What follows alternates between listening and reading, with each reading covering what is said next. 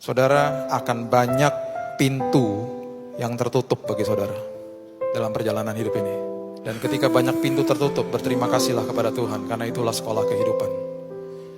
Akan lebih banyak pintu yang tertutup daripada pintu yang terbuka, karena Tuhan mau saudara belajar. Nanti ada pintu tertutup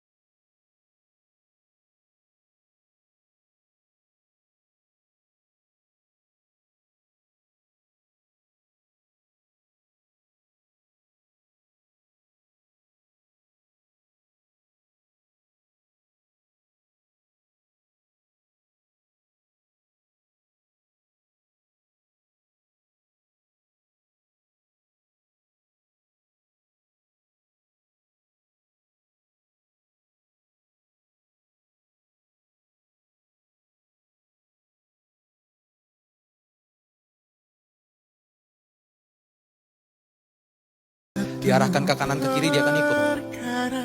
Bergeraklah bersama-sama dengan Tuhan. Makanya Tuhan kasih tahu itu arahnya ke sana, udah jalan aja. Di dalam tes seperti ini, yang dibutuhkan bukan penjelasan Tuhan, tapi pimpinan Tuhan. Pimpinan Tuhan. Iman adalah mengikuti pimpinan Tuhan tanpa tahu mau kemana.